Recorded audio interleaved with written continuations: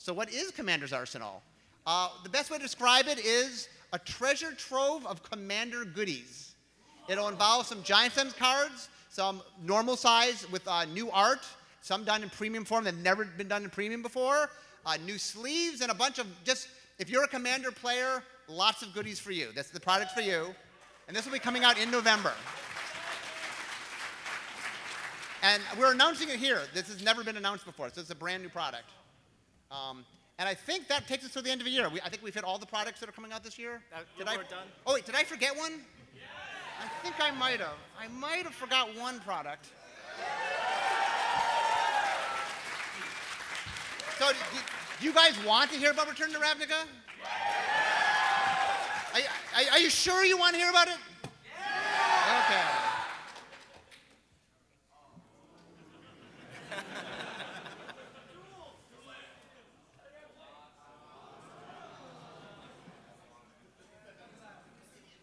So cool.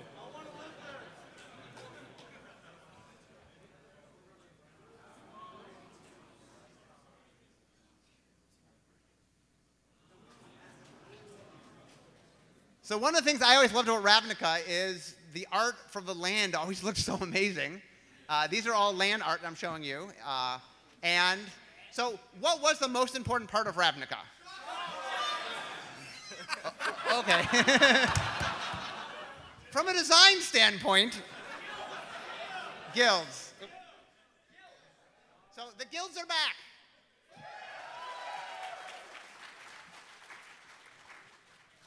And they have nice new expansion symbols now in color.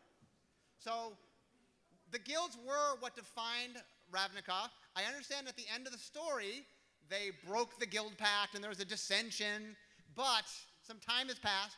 I will not explain exactly what happened. That'll be to come, but they're back. They're here.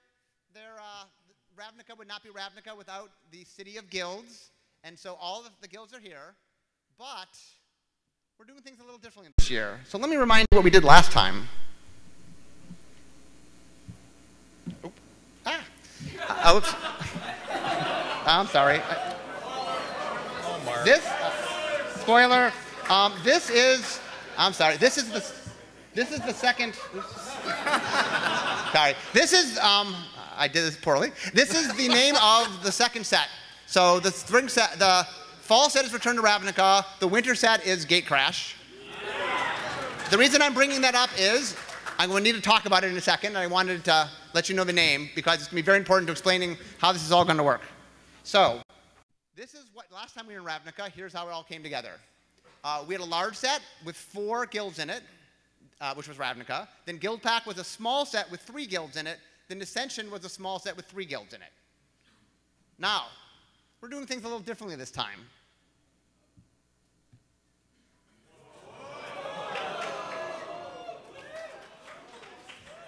So let me explain. Ravnica, Return to Ravnica is going to come out in the fall. It is a large set. It will have 5 guilds in it. Then in the winter will be GATECRASH. It also will be a large set. It will also have 5 guilds in it, the other 5. Then in the fall, a set as of yet named, codenamed Sinker, will have all 10 guilds in it, and it'll be a small set. So the next question is, how do you draft this? I'm glad you asked. So what will happen is, the fall set will draft Return to Ravnica, Return to Ravnica, Return to Ravnica. Then, when GATECRASH comes out, you will draft GATECRASH, GATECRASH, GATECRASH. Then, when Sinker comes out, you will draft Sinker, GATECRASH, Return to Ravnica. So if you like drafting the same large set, you got to do that twice this year because it'll happen both in the fall and in the winter. And then in the spring, for the first time, you will get to mix them together. So we like to shake things up a little bit, and this is a very different makeup. You'll see it works a little bit differently, but it's quite fun. So the next big question is, oh, there's 5 guilds in Ravnica. Who are they? Let's introduce them. First, we have Azorius. So one of the things, let me explain very carefully, is every guild will be getting a new keyword. Every single guild gets a brand new keyword. None of the old keywords are coming back. All brand new keywords. But one of our design constraints was if you took the old cards and the new cards and took the guild and shuffled them together, we wanted to make sure it played well, and it will.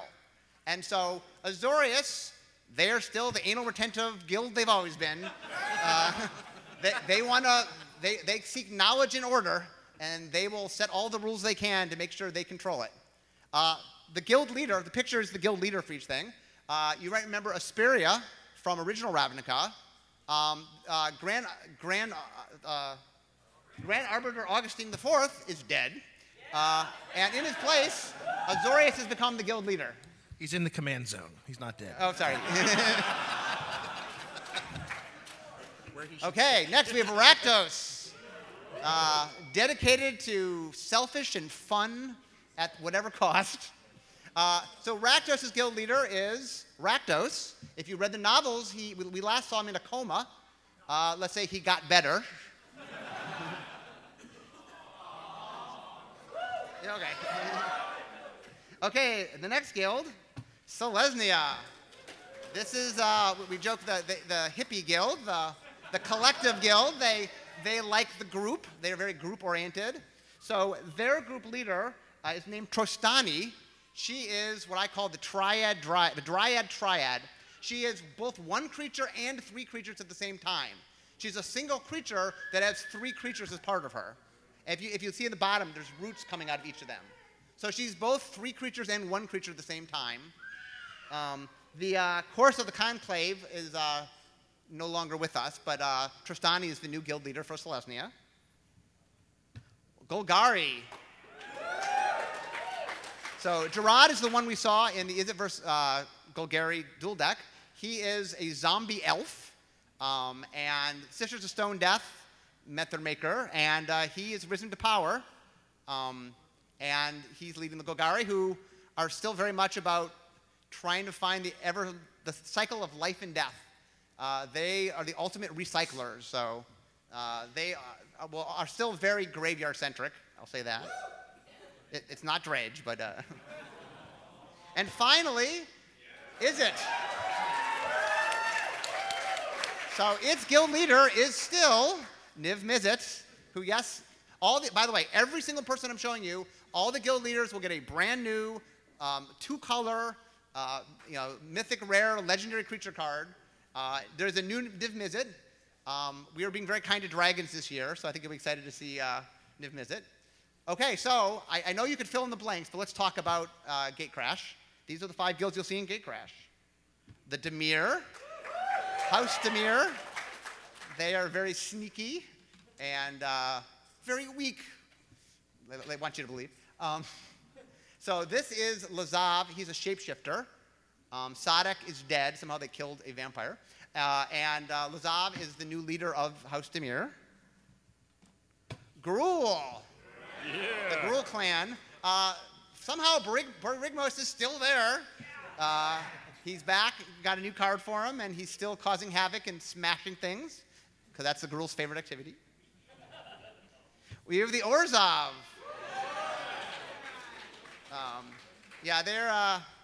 They like to blend organization with crime, I like to say. Their guild leader is still the Ghost Council, but a few members of the council have changed, and now they're called the Obzadiat, which is a brand new name for them, but it's still the Ghost Council. We have Boros. Roz is no longer with us, but this is Aurelis. She is the new leader of Boros. And finally, Simic. So this is Prime Speaker Zagana. Now you might say, wait a minute, she looks a lot like a merfolk. And I say, yes, she does. And then you would say, but there were no merfolk in Ravnica. And I would say there weren't in Ravnica, but in Return to Ravnica, there are. That's part of the story. I don't want to give it away, but the merfolk show up, and it's a big part of sort of new Ravnica. And you'll be finding out about that as the story progresses. But this is Prime Speaker Zagana. She's the new Simic guild leader.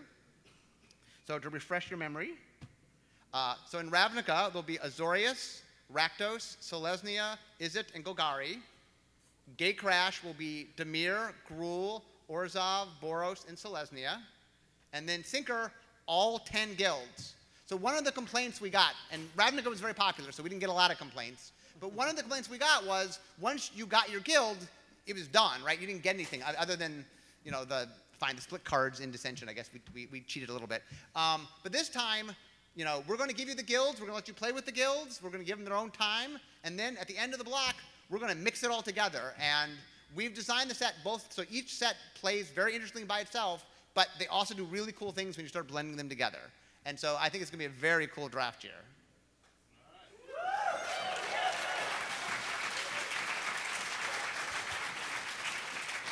So we are also doing something else very cool at the pre-release for Return to Ravnica. We are doing something brand new called the Guild Pre-Release Pack. So one of the things we've been working on is trying to make the experience of the pre-release something different each time. So what we're doing here is when you walk in the door for the pre-release, you're going to have to choose a guild. Yeah. When you do, you will be receiving one of these boxes. Note, by the way, inside you'll see little Ravnica packs. Those will actually be returned to Ravnica packs in the product you get. And here's what you will get. You will get 5 Return to Ravnica boosters. You will get 1 special guild booster that has your guild pre-release card in it, which means there's 5 pre-release cards. Each guild has its own pre-release card. Also, we will let you, for the first time, play with your pre-release card. So you're allowed to play with your pre-release card. And the guild booster is 15 cards of just the 2 colors that you chose. So. Right, the guild booster is just your colors. You also will get a guild spin down life counter of your guild's colors. You will get a guild sticker. You will get a letter from your guild leader. And you will get a guild-themed achievement card if you have fun with achievement cards. And each achievement card will match the guild and be a little bit different. One thing that's not in the presentation is that this experience will be the same for GATECRASH with the 5 guilds in GATECRASH as well. Yes.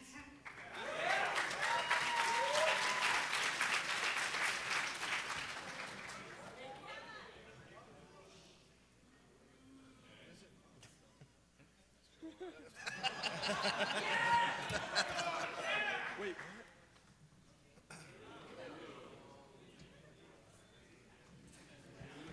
If you look closely, you'll see that he's chosen a guild.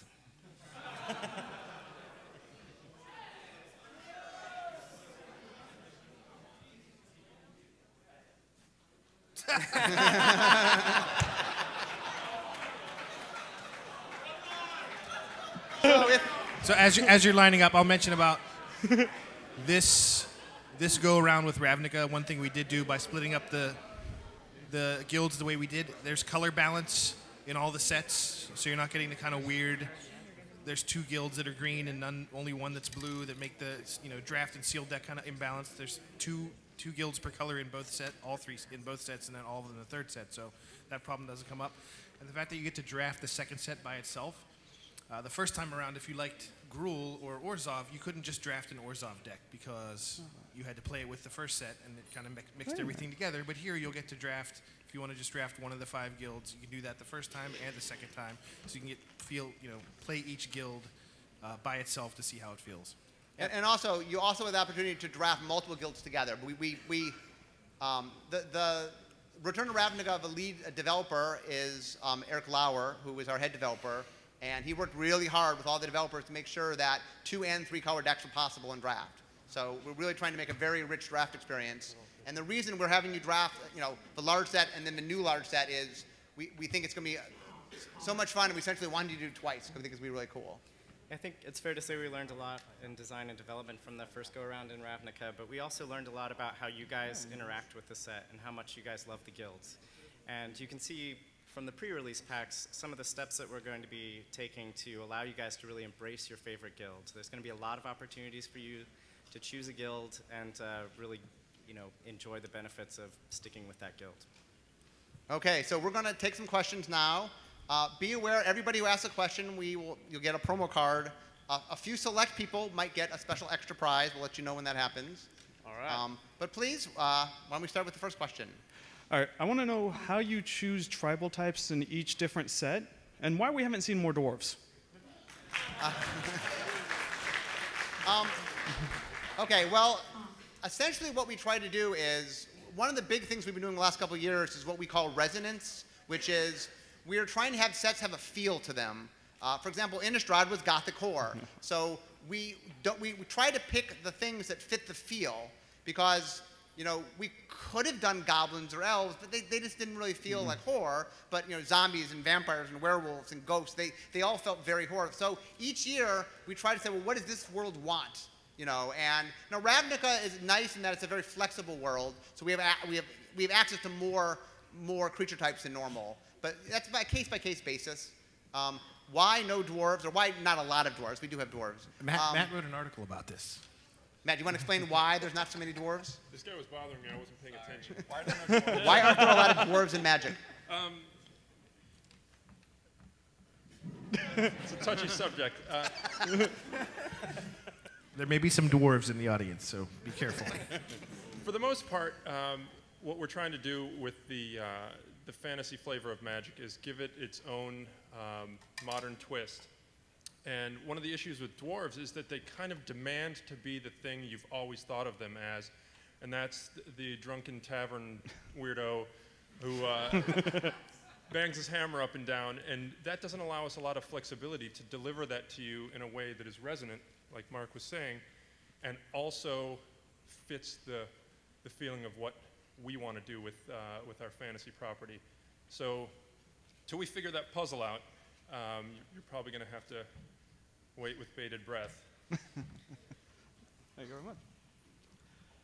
Sorry if it's hard to decide, but I'm just wondering, what are your all favorite sets that you've worked on and why? Which of my children do I love the most? I mean, I think I have a couple emotional favorites. I mean, it's hard to pick one. I mean, Tempest was the first set I ever did, so obviously that you always remember your first. Unglued has a very strong place in my heart. I really. And I think I'm really, really proud of Innistrad. I feel like.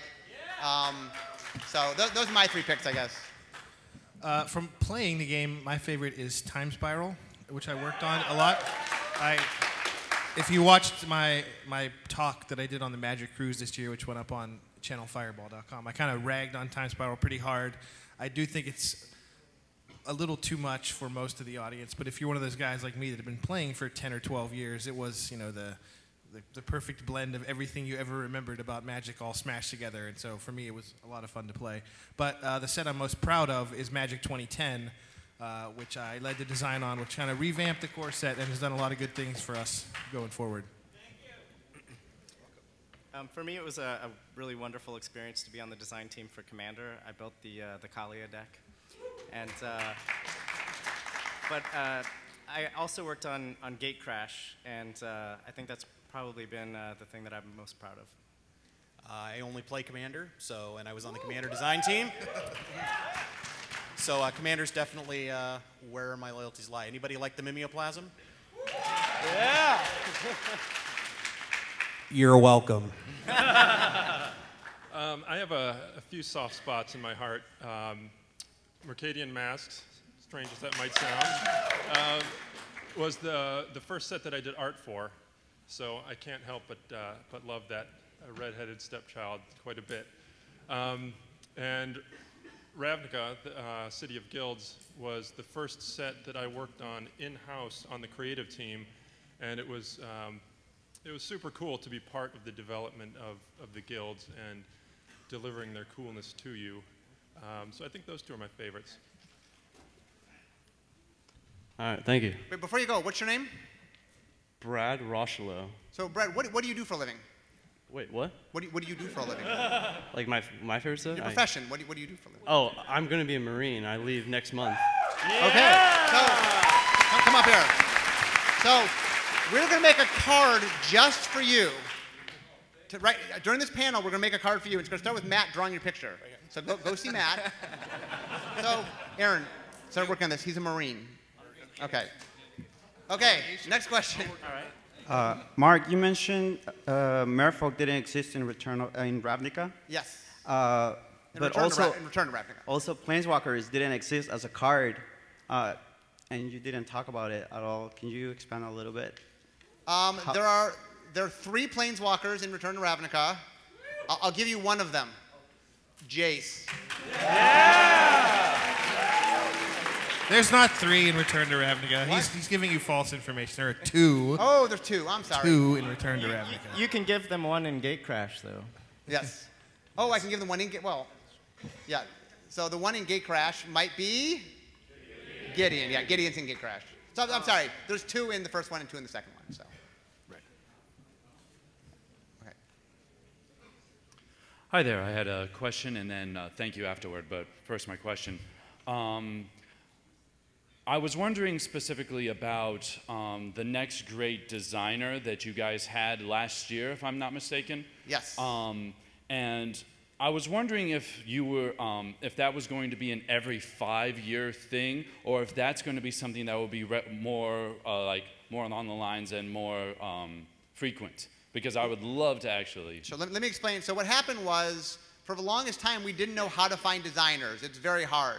Developers would go to the Pro Tour to find new developers, but it was very hard to find designers. And so I got permission to have a design intern many years ago, and I came up with this crazy idea of a reality show, essentially. And so we did the very first Great Designer Search. It went really well, amazingly well. In fact, the stat I use is, since the first Great Designer Search, we've not had a design team that didn't have somebody from the Great Designer Search on it. Wow. We hired 4 people from the first Great Designer Search. My number 2 guy, Ken Nagel, was from the first Great Designer Search. Alexis Jansen, who led Sinker, is from the Great Designer Search. Our producer in Magic R&D, Mark Purvis, is from the Great. Globus is from the Great Designer Search. And Graham Hopkins, who's done a lot of designs for us. He was on the Innistrad design team. He was also a Great Designer Search. So we ran a second one. Ethan Fleischer was the winner. He's now full-time in R&D, working as a designer. Second place was a guy named Sean Main. He also is full-time working as a designer. So it has been a horrendous success for us. I do believe we will do future ones, but the following is true. One is I have to forget how much work they are before I do the next one. It's an insane amount of work. And I don't want to ever run one without having a position. Like, I don't want to just run one and then, sorry, guy, here's your intern, bye. I want to give them an opportunity. So I don't want to run another Great Designer Search until I could fill it and use it. So our thought is, you know, we'll do another one, but it's not going to be for a little while. I mean, when we need it, we'll run one. They've been very successful. In fact, we won an award for Inside Hasbro. We're part of Hasbro. And we won a special award for the innovation. So it is a wonderful thing. We will be doing future ones, but it won't be right away. It takes a while. Okay, well then expect my submission then next time. Okay. Thank you very much, you guys. And my little thank you, I was actually going to say the pack that you gave us, I got Jace. Yeah. Oh, very nice. So thank you very much. Thank you. Hey guys, I've only been playing for a few years now, and I really enjoy the game. I think you guys have a really good product, and it's amazing you guys have been around since '93, so thumbs up to that. I don't have a lot of experience with the older cards, so my question for you guys is, are you going to open up ways or make it easier for people like me to get into some of these Eternal formats like Modern or Legacy, for instance, who don't necessarily have the cards and stuff? So Modern exists because the problems we have not being able to do that for Legacy. We have a policy called the Reserve List that I'm with you. It's not my decision. As passionate as you guys are about doing that, there is an equally vocal and equally passionate group of people who care about us enforcing it. So, right. So we can't reprint a lot of those cards that are staples in Legacy, most notably the Beta Dual Lands. So we created Modern, which starts all the card sets legal in that format are post that point in time. So we have the ability to reprint a lot of those cards, and we're going to do that. Some of them, I'm sure you've gotten a hint by now on some of them. Others will be coming out in other products later. We've got some in the pipeline, so we definitely we don't want a format that is inaccessible to people. We know it's going to be fun. It's going to take us some time to get them out there, but we're doing it. Thanks, guys. Well, hold on. Hold on. So you want some old cards? Yeah, sure. That'd be cool. Okay.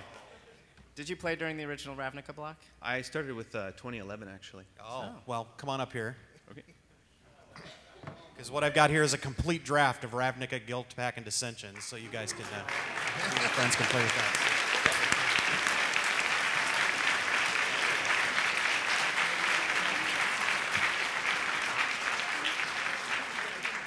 Okay, next question.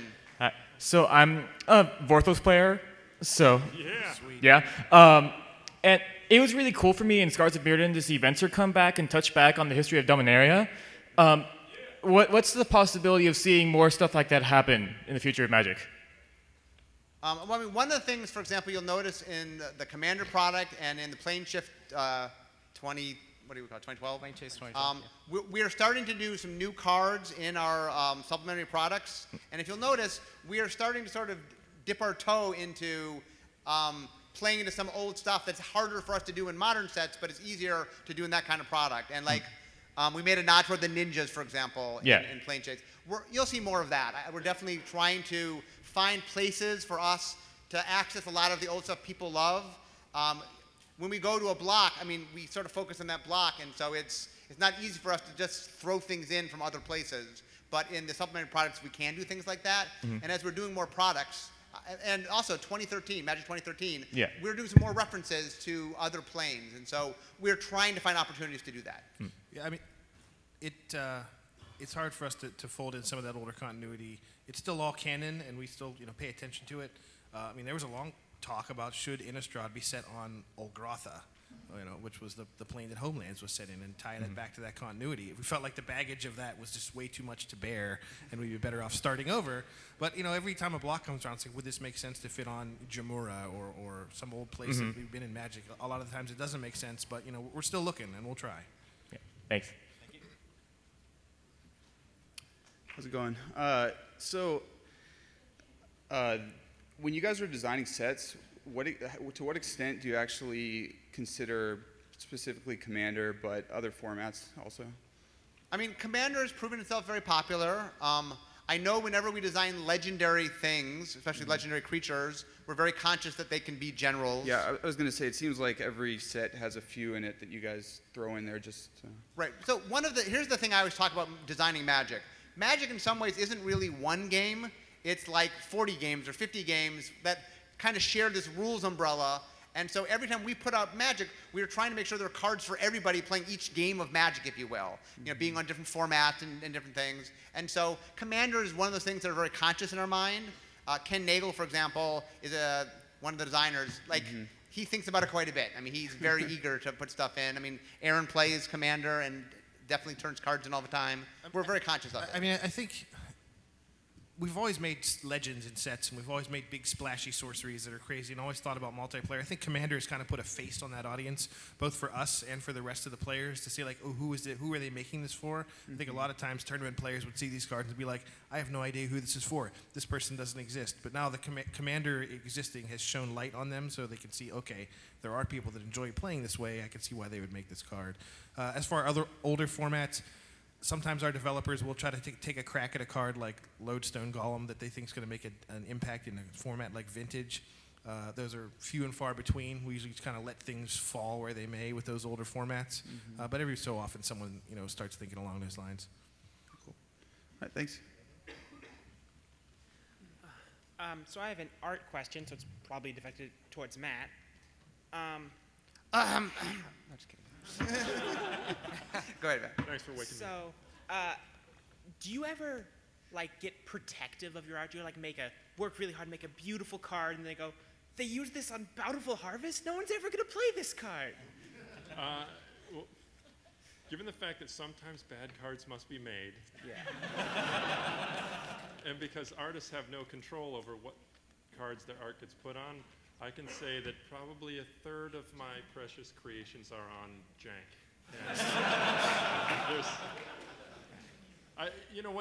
When I first see the card set and I see what I'm trying to remember the name of this card. It's escaping me. Irrelevant. I see something that I consider to be one of my best, and then it ends up on one of the worst. I weep for a moment, but then there might be on the flip side, a card that's totally kick-ass that I just wasn't expecting at all, and sort of shines a light on a piece that I wouldn't have felt it was going to be one of my A-listers. So it works both ways. All right. Thank you. Come on up here. I was just doodling on this. You could have this one. I appreciate the people who appreciate what we do.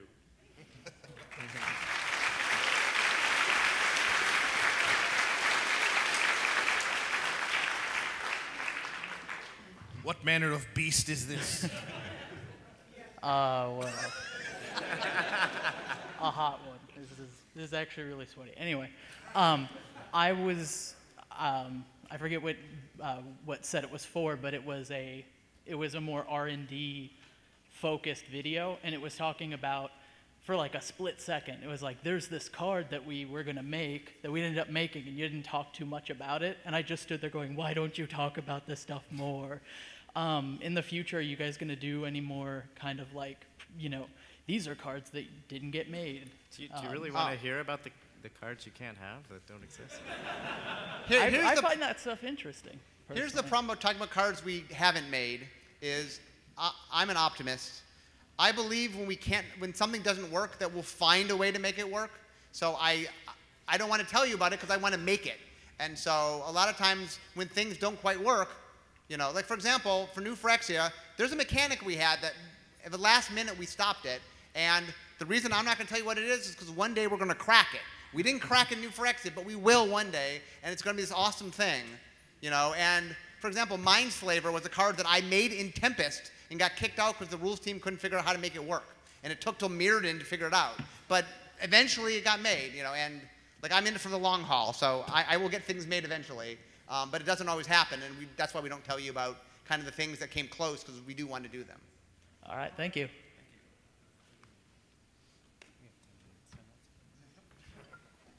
Long-time listener, first-time caller, but we'll go easy. Yeah. So I started with Unlimited, so I'm way back. That's way back. And then I got, I stopped at, Fallen Empires and got back with World Wake. It was just amazing. So this, the Planeswalkers was something new to me, and in order to explain to my wife, who was like, "Why am I digging up these boxes?" I showed her the art. And so when she saw the art from the old, like with Quentin Hoover and Teedan and all that, it's like these newer cards were just like amazing. So thank you for the art. Yeah, that's all I gotta say. I mean, we have a team of artists. All our artists are contracted. Our artists all contracted. We have an art director named Jeremy Jarvis who works very hard with a giant team of artists that I really think are the best in the industry. And so it is, I love seeing the new art. Like, Return to Ravnica is going to blow you away. The art is amazing. Amazing. And would Quentin come back, perhaps? I can't promise individual artists. We tried Quentin again in Time Spiral. He did a few cards in Time Spiral. He's, I don't remember what the issue was, but he was having, our art director was having some problems getting him to turn his stuff in for some reason or another. But, we reach out to those old guys every so often and try to bring them back in. And I still have my Vesuvian doppelganger signed, so awesome. Perfect. Yes. Great. All right.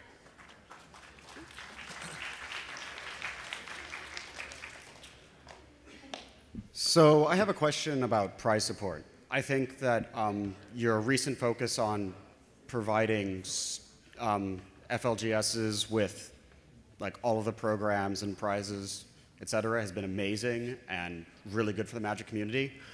But as a convention runner, I find obtaining prize support very difficult. There was a time where I think the promo common was actually not even legal in standard. I realized that the old system was incredibly easy to abuse, and I don't want anything like that to happen again. But are there discussions about a potential fix so that conventions can supply their attendees with basically better prize support than, while the promos are really cool, just a little bit more? There's no active conversations going on. If you have a convention that you are running and need stuff, the recommendation we have now is that you work with a local game store. It's a good way for them to promote the store at the con, and it's an avenue for you to get stuff. So I think we've had a lot of successful partnerships on the smaller cons with stuff like that. All right. Thank you very much. Thank you. I've got some promo cards here. I'm not sure this is going to help solve your problem, but. So explain what this is, Aaron. I think this is a copy of all the promo cards we released with Avison Restored and M13. One of in each. every language. Yeah. In every language. There's Japanese things in here and whatever else, so take a look at those. And here's some special Black Lotus sleeves that we use in R&D. You're welcome. Thank you.